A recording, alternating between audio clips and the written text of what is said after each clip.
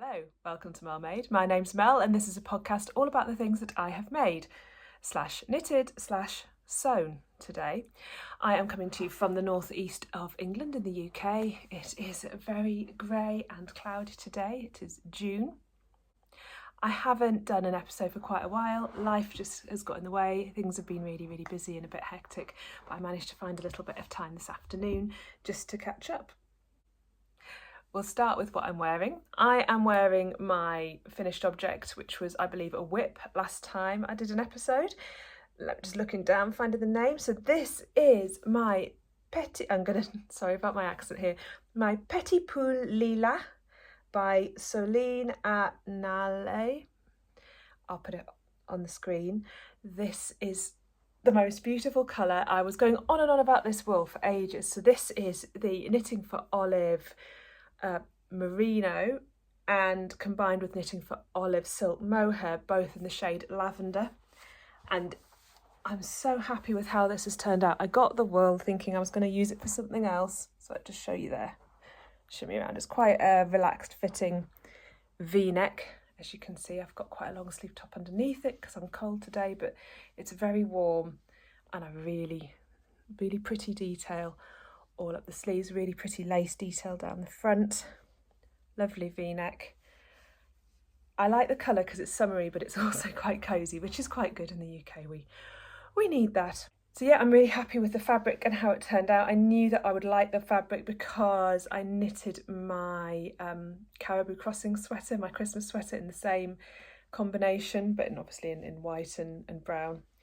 And it's just a really luxurious, warm, lightweight, lovely fabric that you get when you knit with the Knitting for Olive merino and silk mohair combined.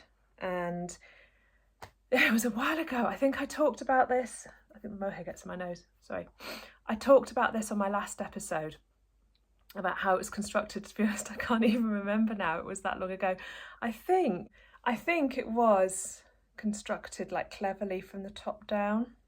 I don't think I knitted it bottom up. Yes, looking at the stitches, I knitted it top down. I've just forgotten now. I've worn it loads. It's been ready. It's been done for like two or 3 months now. That's how long it's been since I last did an episode, hasn't it? But yeah, I'm very happy with how it turned out. I would like to tell you what size I knitted it in, but I haven't written that down. It's meant to be quite a relaxed fit, and I'm very pleased. I think it's normally a medium. I would normally knit things in a medium for me because of my chest. That sort of normally fits. So yeah, I would recommend the pattern. She's got loads of really pretty, elegant, sort of understated patterns, so I'd really recommend a lot of other patterns by that designer as well. So that's my finished object number 1. Finished object number 2. I don't know if I can get this on because it'll cling. So I think, again, let me have a look at my notes. So I misspoke. This hasn't even got my needles in the last episode. This was a soon-to-be whip. And I don't know if I was planning on knitting this then, but I had the wool and I was going on about that. So I'm sorry to not give you more details about it. Pretty sure it is knitted top down. Probably very clever. I didn't have any issues with the pattern and it was lovely, so I would check her out if you want to give this one a go. Okay, so looking at my notes, I've got myself dead muddled. So the whip I had in progress during the last time I did an episode was the Isabella Kramer Beaufort 5, and I was knitting that in the beautiful cashmere yarn that I bought. I'll try and show you the colour. It's not showing it's a really vibrant blue and it's not showing up on screen. Can I make it? No, hang on. Very sophisticated setup that I've got here. It's an absolutely beautiful, deep, vibrant blue, and it's Premier, hang on, what's it called? Premier Fine Fibres Superior in the colour Deep Sea. So this was expensive. It was a bit of a splurge. It was a bit of a treat. I really wanted a cashmere cardigan. I really like the design. I think she writes that it's a bit like sea waves, and I think that works, having the blue pattern there, if you can see. It's a lovely, I think I'm showing you it sideways there. Can you see through there? It's a lovely lace pattern. It just sort of ripples. It's very subtle. There's really good shaping on the shoulders to try and stop it from dropping off the shoulders. It does still drop off my shoulders. That might be my shoulders. It might be the fact that cashmere isn't known for its grip. I could have done a little button. I didn't want to. I wanted this to be a drapey cardigan I could put over a t-shirt with jeans and just feel luxurious and warm and lovely every day. So this is it on. Can I get it on? It's a bit short at the back. The only issue I've got is it's a bit voluminous at the back. Is that the word? And I think I probably should have knitted it a bit longer. I think I did stop it shorter than the pattern recommended, so it isn't a fault of the pattern, it's probably me. I think I freestyled the sleeves and then just cast off and reduced my stitch count at the cuffs. This again was top down, very cleverly constructed, and I've been dying to knit one of Isabella Kramer's. I've got so many of Isabella Kramer's patterns in my favourites and in my queue, and I, for whatever reason, hadn't knitted one before. So I was really keen, really looking forward to knitting this, and it was an enjoyable knit. I will definitely be knitting another one of her patterns again in the future. I couldn't afford to always be knitting them in cashmere, but I'm really, really happy to have this. And I had enough left over to knit a hat, but I've left that upstairs, so we'll leave that for another episode. And I mean, the quality of the yarn is, it's gorgeous. It's, when I'm trying to like find my jumpers, I can't always see, I've like got them on shelves and boxes and things. I can always feel this because it is the softest thing I think that I've got in my wardrobe, with the exception possibly of the other cashmere garment that I own, which is it was a polo neck by, oh, hang on a second, my mind's gone blank. It was the Maud top, Maud roll neck jumper or polo neck jumper by, begins with an F. I'll put it up here. I can't believe it hasn't stopped because I go on about it all the time.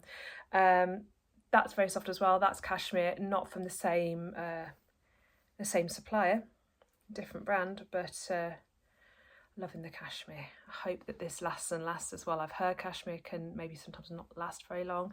I really hope that's not true because I'd already started knitting this when I found that out. And yeah, you can see the pattern a bit better there when it's folded up. It's really pretty. So very, very happy with that. Oh, that was in a sport weight as well, and I believe I knitted size 3. Okay, since I last did an episode, I had some lovely news. I went away with James, my partner, in February, in Valentine's Day. We went to Loch Lochy in Scotland, and he actually proposed, which was lovely. It was our 10-year anniversary as well. It was very, very sweet. Got down on one knee and everything, and he had it all planned. It was a surprise, and got my ring. It's really beautiful. And obviously I said yes, and so now we're planning a wedding. We're getting married, so we're going to get married next year. And I'm sure you can tell where I'm going with this. Of course, I'm going to knit my wedding dress. And when I tell people, they're like, oh, of course you are. I think my friends, my bridesmaids, were initially a little bit concerned, a bit horrified, but I'm talking them round. I don't need to talk them round. I've won them over. This has been tricky because I can't always knit it when he's around, although I don't think he's really paying attention to what I'm knitting all the time, so sometimes I get away with it when it's dark. This is what I have done so far. He doesn't watch this, so it's fine. I've told him not to watch this one.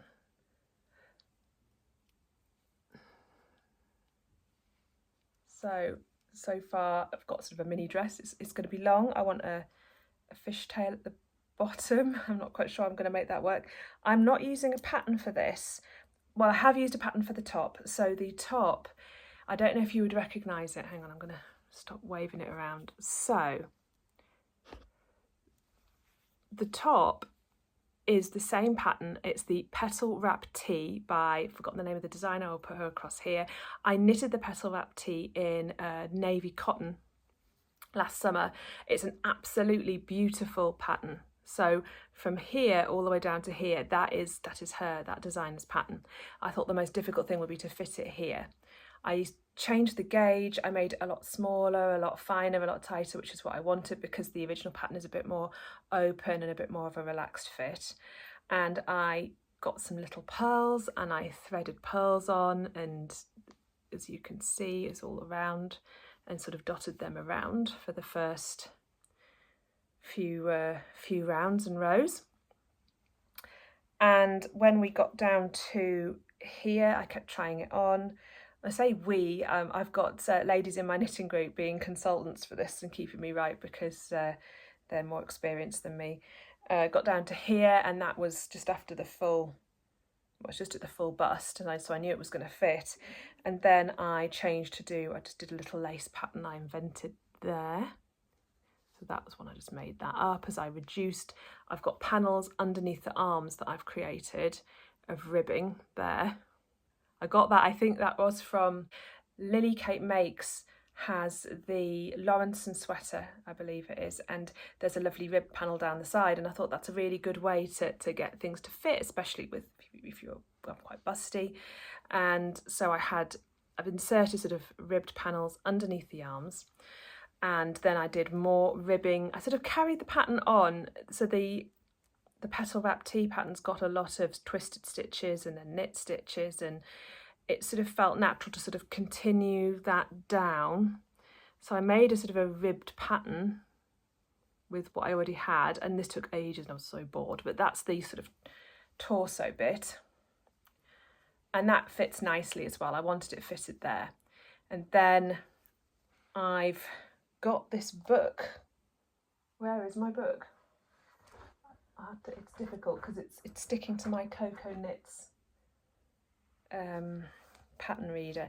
So I got the Shetland lace knitting book to get loads of patterns. Oh my goodness, there's some beautiful patterns, because lace isn't something that I'm very, very expert in by any means. I've often said I don't like knitting lace. I think I've sort of got the bug now, but I love how it looks when it's done. So I looked up there's loads of different patterns in this book. It's been so great. I found it on Amazon, and I found, hang on a second. Oh, here we are. So I found the Madeira and Diamond pattern. I mean, this is like, there's so many different stitch sort of patterns in here, and I found that one. So I looked that up, divided up the number of, I was going around, I had, I don't know, 200 stitches at this stage, divided it into blocks of 10, and it sort of made it work, so that turned into that. I managed to knit this bit upside down, but it works. So I thought I was knitting it the other way up and they were doing that as they went down. They're not, they're doing this as they go up, because I forgot to turn it upside down, because those patterns are assuming you're knitting bottom up, I think. I'm knitting top down. But it doesn't matter, and I didn't even notice, and it doesn't matter, and it looks really pretty, and it's going to be even prettier, I think, when it's blocked. So this takes us down to probably high leg, hip. And now I've put some garter stitch rows in there because I want a fish tail, and so I'm going to need short rows, and that's going to be really difficult. I could make a lace pattern that works on the short rows, but the ladies at my knitting group think I'm being a little bit ambitious. So if I put in a few rows here and there have some garter panels in one of them lower down, I can use that for the short rows to increase the volume of the skirt at the back, I think. And I am now doing, after doing the garter rows, I am doing the tree. Well, I think it's the tree of life. It might just be tree. So that's what you can see coming there. And that is where, this is the point where I realised I'm knitting the tree upside down, and I did just rip back to the garter stitch and just start again. So I did have to rip an inch back, but that's the only ripping back I've actually had to do so far. Touch wood, touch wood. Yes, so How exciting. I'll put a picture in of what I've done so far. This has taken me 2 and a bit months to get this far, so I think we're doing quite well. I've got until next year. I'll put a picture in. I've cropped off the bottom because no one needs to see my pants, because it wasn't as long as this last time I took a photo. I am using, and I recommend this yarn, I'm so happy with this yarn. I'm using West Yorkshire Spinners Exquisite Lace. It is merino and silk. Let me find the percentages. 80% wool, 20% silk. And it is in colour Pearl. Oh, the light is not good today. Can I get that to... I really hope this doesn't come out as dark as it looks on my screen. Probably will. It's really soft, it's really light, and I bought like 8 balls of this, skeins of this, and it's not cheap, but it's not too expensive. I think for what you get, it's amazingly priced actually, because I expected to use about 8. I think it's about £12 a skein, and I've only just maybe there. That is all one ball. From here down to here, that is one skein. So that is amazing because it's so fine. And I don't think it's going to be too see-through. It's an April wedding. It's going to be in London, so I don't think it's going to be too hot. Or, well, it depends. It can be a lot warmer in London than it is where I live. And I want to have long sleeves, maybe going to a point, and I want it to be long and quite fitted until we get to maybe the knees or just above the knees, and then we're going to fishtail it out and have a bit of a train. I've got a lovely lady in my knitting group doing stitch counts, but then she thinks that I'm just going to knit stocking stitch, and she did all these calculations, and then I came to our next group and I was like, ta-da, and she was like, oh, you've gone off-piste. It's okay, I'll recalculate. And I was like, oh, sorry. I just kept excited and just doing different things. And obviously the sleeve stitches are on hold here, so I'll pick that up soon and knit down. The dog's sighing because he's sick of hearing about it. I'm knitting at the moment on 3.25mm needles, I believe. I did drop it down to 2.75. No, sorry, the dog keeps sighing. It's not that boring. Listen, shush. I'm knitting it on 3.25mm needles, but across the fullest part of the bust, I increase that to 3.5mm and then increase back down again. I know with lace, it's a lot easier to change the size just by changing your needle rather than changing the stitch count, but I had built these sort of side panels in. Going back to the ribbed side panels, it's a twisted rib. And as we got down, they got smaller and smaller as I went down further and further towards my waist. And then they still continued to decrease even at the hips, because when the hips happened, I didn't really need to increase any stitch. Yeah, I didn't increase anything because the lace pattern started again. And lace is very, very forgiving with sizing, which makes it nice if you're freestyling. So I knew this would stretch over my hips and I was pretty sure it would be okay, and it was okay. So I could continue to let the side panels, where have I gone, just to decrease slowly. And now that we're past the hips and at the top of the legs, they've now vanished into the garter stitch border there. I could always bring them back out again if I wanted to. I know someone at my group was saying, oh, well, you could use those side panels to increase the stitch count when you get to past the knee, so maybe I should have kept it, but we'll figure that out. It didn't work for the stitch count for the trees. I needed all the stitches that I had, because this is like a 25 stitch pattern repeat, this one. So, and then the stitches I had without the side panels work perfectly to like break down into like groups of 25. I've got my little divider markers between each repeat. I'm having so much fun. It's taking forever, but I expected it to take forever. But I think we're doing very well for 3 months, 2 months, 2 and a bit months. And that's where it is, where we are. And I have reassured my bridesmaids that if it doesn't work out, we can go dress shopping. So I think that was it. One of my bridesmaids was like, but I wanted to go dress shopping. I'm really sorry. I said we could try some on for inspiration, but I've already just steamed ahead and done my own thing. She'll be all right. We'll go shoe shopping instead or something. Yeah, so we've got a wedding to plan, but I've let him do a lot of that because I'm busy knitting my dress.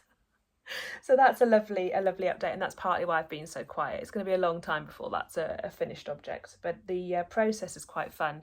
I don't know if I've made total sense explaining all of that. If you've got any questions or if there's anything I've missed out, do put it below in the comments and let me know, and I'll try and expand. I could probably do a podcast every single week on the way I'm thinking about it, because I think about it all the time and I'm adjusting things and planning things and researching things, and that's where we've got. So when I'm showing that to you, that's me trying to think back over the last 2.5 months and like remember what was going through my head. But I'm really pleased with it so far, and I do think that petal wrap tee pattern has been spot on for getting, if something fits here, the rest of it's fine, I think, because everyone will notice if it fits here. And this upper chest for me can be really hard to fit because I've got quite a full bust. I've got a small upper chest compared to my bust, and then I've got a smaller rib measurement, and getting things to balance can be really hard. So I find patterns really challenging when they're knitted top down, because it's really hard for me to get the fit right. But once they are right, the rest of it tends to be very easy. Whereas if I was knitting it bottom up, I would probably have a lovely time. It would take forever as well. I'd have a really nice time, and then I might get to the top and realise if I did it in pieces, it could not fit. I usually like knitting bottom up, but I think for this I'm really pleased. I feel like I've done the hardest bit first, touch wood. That fits up here. Whatever happens at the bottom, I think it'll be okay, and I can always pull back and rip back bits back if they don't work further down. So I feel like the difficult part of the fitting is pretty much done, as long as I can get a good fit around the arms, because sometimes patterns tend to be a bit tight on my arms.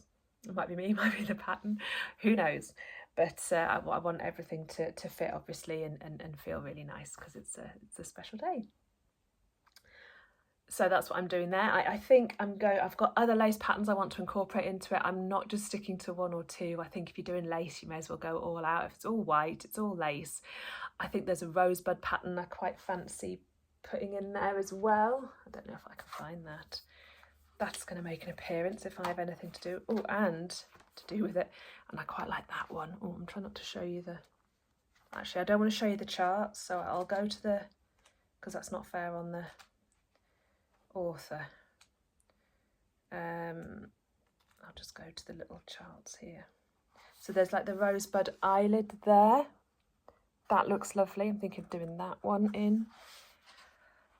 I mean, the fact that I could do anything I want is really, really exciting. I tried to do my own lace pattern and make like a little tree crazy pattern, but I don't know if, with my experience level and with what's at stake, it's my wedding dress, I'm not sure if me just freestyling and drafting my own lace pattern as I go is the wisest thing to do. So I thought about it, and I have got a pattern written up, but I might just test that out another time rather than giving myself potentially even more of a headache.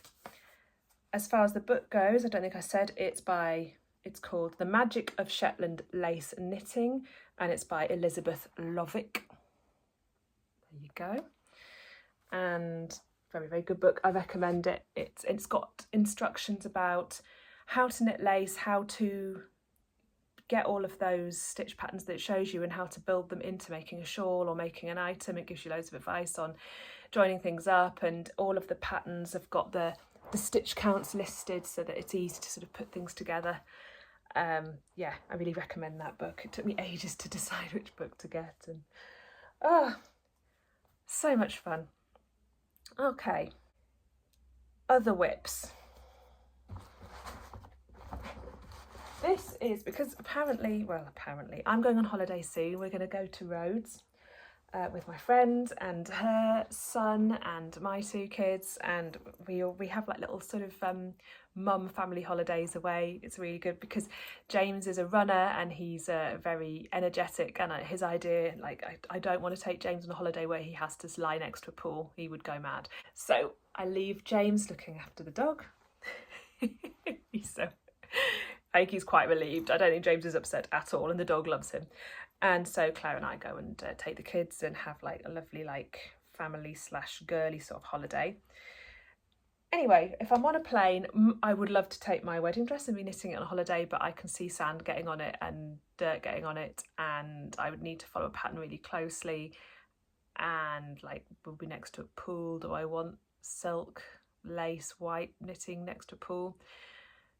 My heart says I want to knit it on holiday and all of that time on the plane, but my head says that's a really, really silly thing to do, Mel. Don't do that. Just don't, just calm down. So I thought I've got like a whip together for our holiday. I haven't done much on it because I'm going to just sort of pick up and go on the plane really. I have decided to knit the Fleur Tee by Lena. I'll put a picture up here. And I am knitting it in lino, Katia, 100% linen yarn. I've used this before for my white linen t-shirt that I knitted a couple of years ago, and I've talked about on here.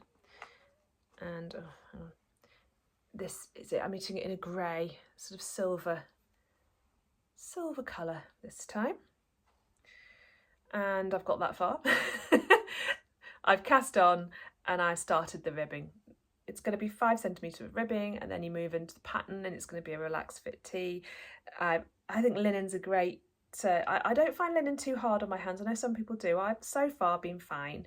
And I think this is a great, I just want to say fabric, what do I mean? Fibre. A great fibre to knit with, especially if you're on holiday, because linen is tough, it's hardy, it just gets softer the more you handle it. And yeah, I mean, my last one that I knitted on holiday, I finished it when it was in Greece actually. Last time I went a couple of years ago. So I finished it and I blocked it in the pool. I got some funny looks, but it didn't matter. And then I laid it out to dry, pinned it out on one of the sunbeds, and it dried great. But you know, that's it. I wouldn't do that with merino and silk, but I could do that with linen and get away with it. And I checked first. I researched it first. That was white though. I don't know if I would do that with this in case it changed the colour. But a linen tee is meant to be sort of enjoyed, and it's meant to be, you know, worn, and you can be a bit. I always think you can be a little bit rougher with linen than you can with wool. Some wools, silk definitely. So not very far along with that, but hopefully I will be, and hopefully I'll get it done to wear in the summer if we get things get a bit hotter. It's supposed to get a bit hotter later in the season, so hopefully that'll come in useful. I've also had another finished object I haven't told you about when I said baby. A colleague of mine is having a baby, and I have knitted for her one of the Knitting for Olive patterns. I think it's the Daisy cardigan. I'll put a picture up here. I've already gifted it to her, and it's hanging up in the nursery apparently. So that was really good fun. And I used, I think it's Debbie Bliss cashmere yarn for that one. And I did some alterations on that pattern. I didn't, if you've knitted that pattern and you have views, please do tell me, but I couldn't see the value in knitting the pattern wants you to knit the centres of the flowers and plan where you're going to have the flowers as you knit it. And it's knitted, I think it's knitted top down. Yes, it's knitted top down, but it wants you to plan where you're going to have the flowers.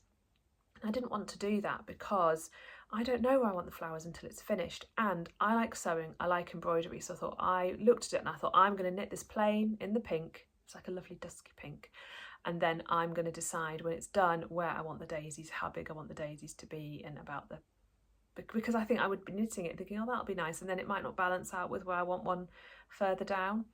So that's what I did, and then I embroidered them on, and it's absolutely beautiful, and it was a really good pattern. And some people might prefer to do that and knit the flowers into it, because you finish them off, the petals, with embroidery, but the centres should be part of the knitted fabric. But I just did, I don't know what you would call it, just embroidery stitched the centre, and then did like a, I don't know what the name of the stitch is, but I did like little loops, and it was pretty. I'll put pictures up so you can see. So that's another finished object. I'm jumping around all over the place today, But I knew it would be like this because the longer it goes, the more stuff I have to actually update you on. And yeah, I've done it to myself. So the other whip I've been working on that you can probably see in the corner here is a sewing project. So I was knitting my wedding dress and I was having a little bit of I was hankering for a finished object because I'm a project knitter. I like that finished object. I knit and I work towards thinking, oh, I want to wear that. And clearly I'm not going to get that feeling from the wedding dress until I actually get married. Excuse me. So I thought I'm going to do a sewing project. I've been watching some podcasts on sewing. And yeah, it didn't go quite as planned. So I watched a podcast called Lifestyle and DIY, Gem Lifestyle and DIY, GEM. And she did an episode called The Easy DIY Linen Tee. And she shows you how to get a t-shirt that fits you and how to draft your own pattern by like drawing round it to make what looked to be a really simple linen t-shirt. And you can probably see where I'm going with this. I thought, oh, that looks like my sort of thing. Oh, I don't want a pattern. I get frustrated with patterns and the little biddly bops and the little dotty bits, and I feel like they're really fussy. Well, I did.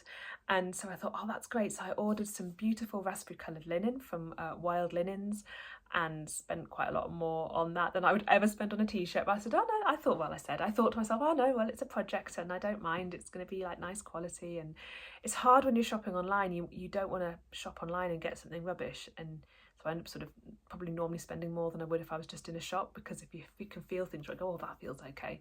But I thought, no, I'll get some really nice linen and I'm pretty sure I know what I'm doing, because I have sewn quite a few things before. I'm not as good at sewing as I am at knitting.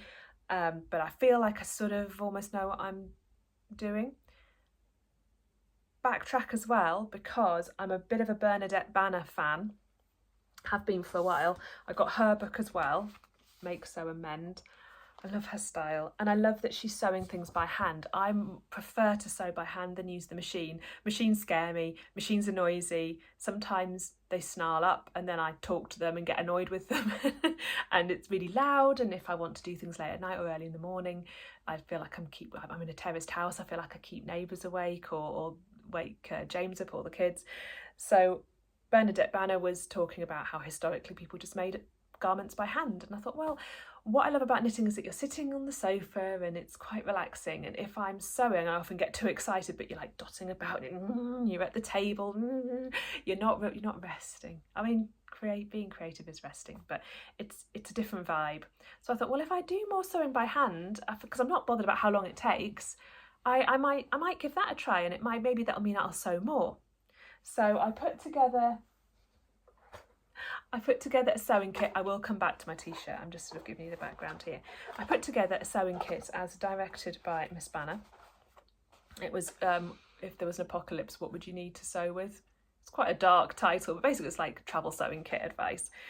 And I remembered my mum giving me some sewing supplies from my grandma after my mum's mum passed away. And this is one of the things that I was given. And I'd put it away and not forgotten about it, but I hadn't really looked very closely at it. It's a very old tobacco tin with holes in, and I think it was actually my grandmother's mother's, according to my mum, Virginia tobacco tin. So this would have been sort of World War I sort of time. And inside were loads of pins and needles. I didn't pay much attention. And then when Bernadette Banner did this episode, like what you would need, I thought, oh, I've got a list together. I'm going to get everything that I need, and I'm going to get a proper good sewing kit put together that I could just carry around, and I'm more likely to sew then. And then I got this list together and I thought, well, I'll check what I've got already. And I remembered this tin, and I went through it and I thought, oh my goodness.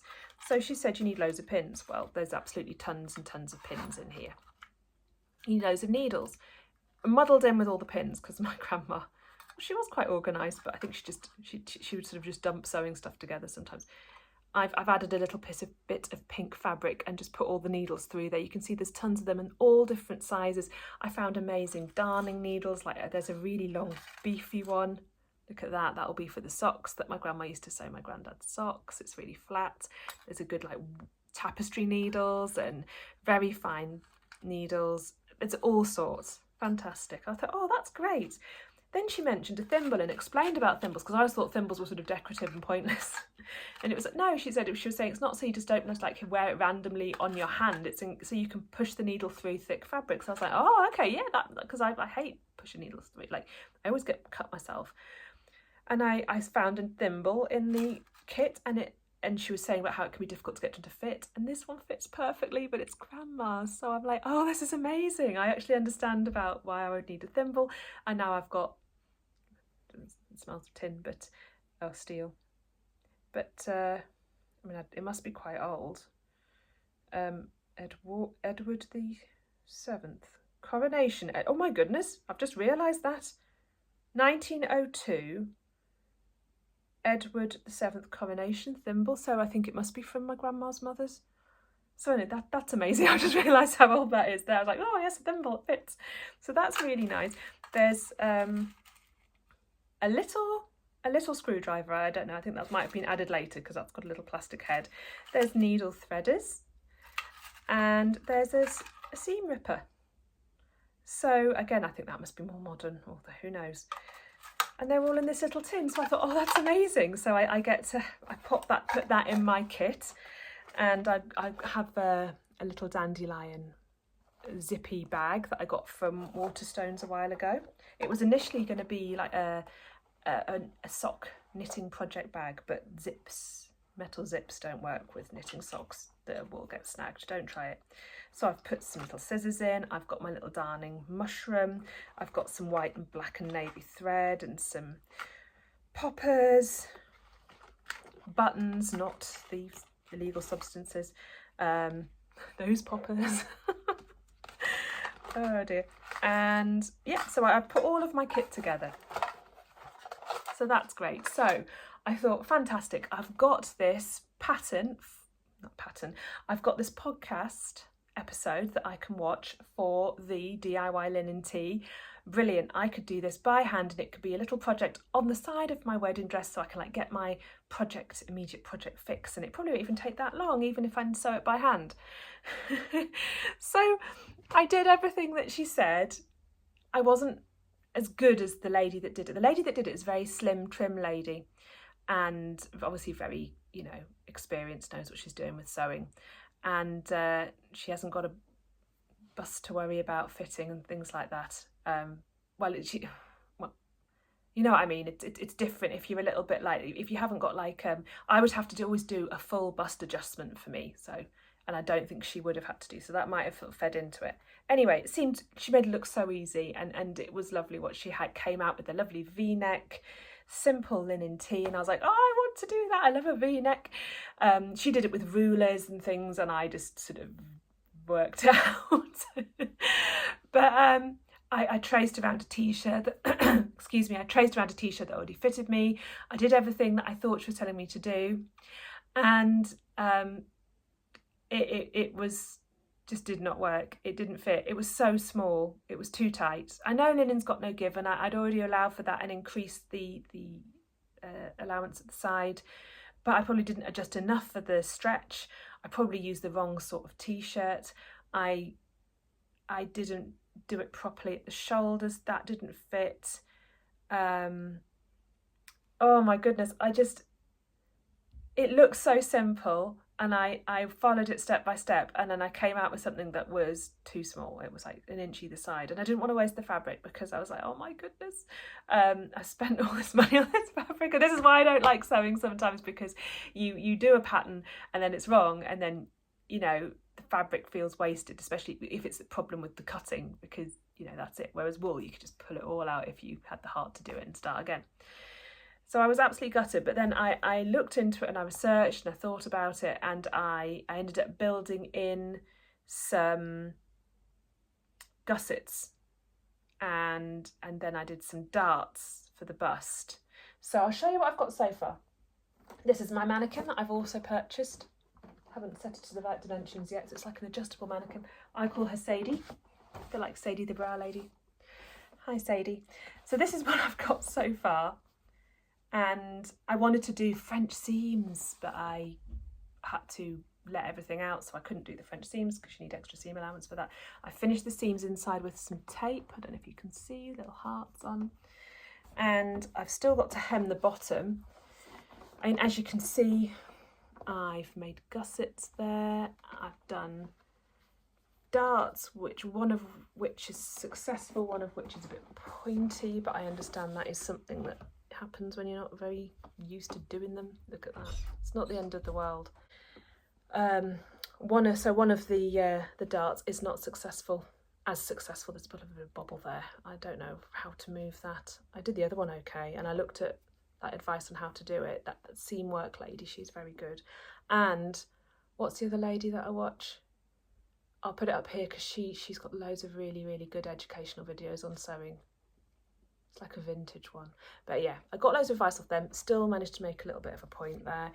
It now fits me pretty much. It's tighter than I would like it to be, but it fits. I still need to hem the bottom, like I said. But the problem I've got is, you can see the neckline. So I've always had this issue. I'd had it when I sewed a dress. Getting the neckline to fit and sit is always a problem. Can you see how it's sitting proud there? It's sitting up.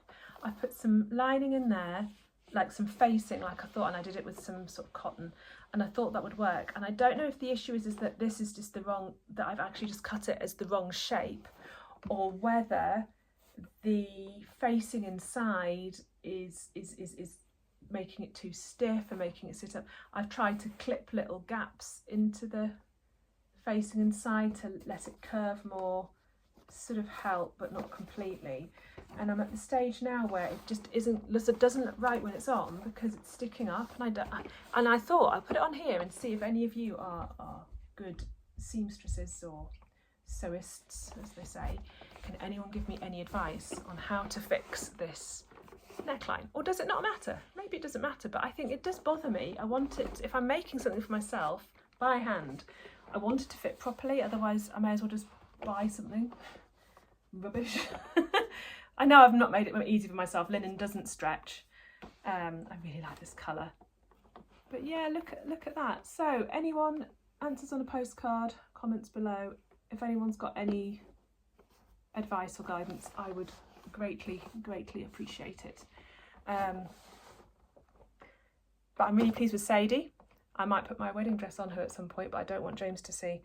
And if I can fix the neckline, it'll be okay. I mean, I don't know whether I should undo the shoulder seams, and I could, maybe if I tucked that in a bit it would work, but it might just be there's nothing I can do because I've cut the pieces wrong. But there is a reason I'm telling you this. So obviously, to get advice, the moral of the story is patterns are really important. I can't make it up as I go along, like I'm trying to make that wedding dress up as I go along. Not yet anyway. And there's a reason that the little holes and the little triangly bits and the facings and all the bits that I get impatient with in sewing patterns and think, oh, what's that for? There's a reason. And the reason is so that you don't have an absolute nightmare, have to re-sew everything. I have stitched all of that by hand. I have reinforced every single seam with tape because I know linen can fray. Don't mind doing that. Quite happy. I suppose I've enjoyed it. I've enjoyed the problem solving side of it.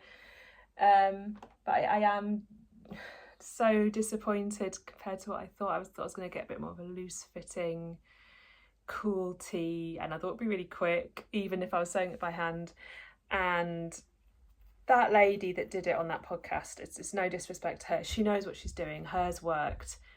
I think I just, I don't know, tried to run before I could walk, and I didn't really sort of understand patterns, how all the different bits of the patterns work together. I think with sewing, you have to think like an engineer, really. You have to think of like, how is it, it's inside out, and then it's the right side out, and then it's turned again, and then you have to be able to sort of spatially turn things inside out in your head to make them work.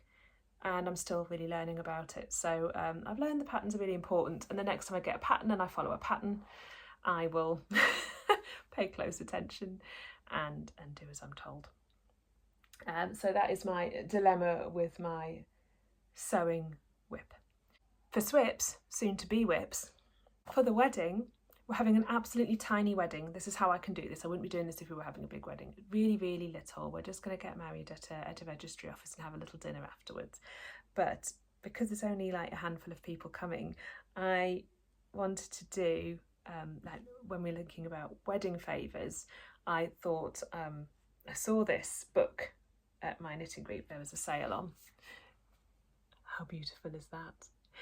100 Flowers to Knit and Crochet. I'm a knitter, not a crocheter. I actually really like crochet, but I don't know how to do it properly, and every time I think I should sit down and learn, I end up knitting. Maybe I will learn the crochet ones. But I love flowers. It's always going to be a very floral theme for my wedding, because I like flowers anyway. And I thought it would be really nice to knit or crochet different flowers for each person, maybe based on their birth month for each guest, and have that in their place setting when they sit down. I'm trying to work out which bit I'm at. So here's all of the red flowers. I mean, it's amazing. A vast herbaceous collection of designs, from sprigs through to single blooms. There's all the pinks.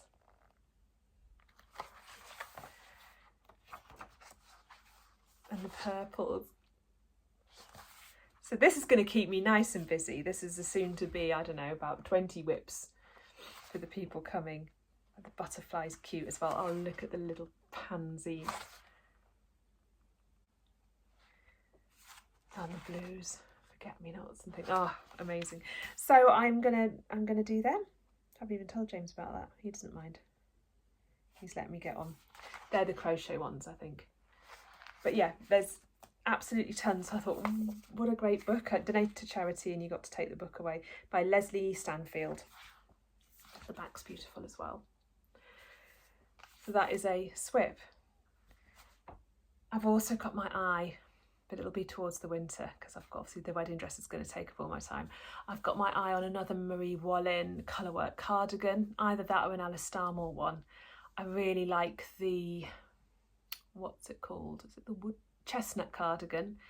Seriously thinking about that. Or I've got her Shetland book, and I knitted the Unst cardigan, and there's another one that I've got my eye on. It's a longer one with a V-neck colourwork cardigan. I've forgotten the name of it, but I'm thinking about that one as well. I've already got the book for that. I would really like to knit a colourwork cardigan in Marie Wallin's yarn. I know it's really, really expensive. A lot of people have said the price point is really high, but it is really lovely quality. It is soft, and the cut up, obviously Marie Wallin's, like, you know, the mistress of colour.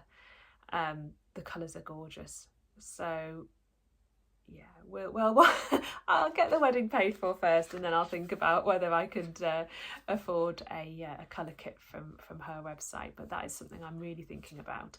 It is more affordable to do it in the Jamiesons of Shetland colourways that she's got in a Shetland book for some of the different patterns, and they're stunning as well, with really nice quality wool as well. So it's on my radar. And also, poor James, I keep threatening James with a cable knit jumper, because I would really like to do like his and hers cable Aran sweaters for the winter perhaps, but that might even be next winter. I don't know when I'm going to find time to do that. I'd love to do that in Alice Starmore, the Virtual Yarns wool, the Hebridean 3-ply, and do his in like a red or a yellow, because he likes bright colours like that, and he really suits them, and do mine in like a blue or a green, or maybe a white, like a white one, and we could have them matching. And he does love stuff like that. I think he's a bit anxious about how much money I want to spend on all this wool, and he's like, yay. But I'm nice and busy at the moment. So I think that's everything. If you've got any advice or any suggestions, please do put a comment below. And thank you to everyone that's asked me if I'm okay. That's really, really sweet of you. And the answer is I am okay. I'm just running around like a maniac doing lots and lots of different things. I'd love to know what you're working on at the moment as well, and if you've ever knitted a wedding dress or anything special for a special occasion, and how that came out like, and also if you've ever self-drafted a pattern and what you learned from it. Let's keep it positive. Thank you very much for watching. If you want, you can follow me on Instagram. I am MellyArt13 on Instagram, and I am on Ravelry as just MellyArt. I might finish with some pictures for when we got engaged. There was a walk we did the next day up a mountain in Scotland where you can see Ben Nevis from it, I think, and we went up this really brilliant stair lift. It's not a stair lift, that's like for old people in homes. Chairlift? I can't remember what it's called. The little boxes. Cable car. Not stair lift. We went in one of the cable cars all the way up to halfway up the mountain, and there were some really amazing views, and we walked the dog around there, and I did some extreme knitting at the top at the viewpoint there. So I'll put some footage of that in at the end. And thank you very much for watching, and please do subscribe if you like this, and I will see you next time. Bye.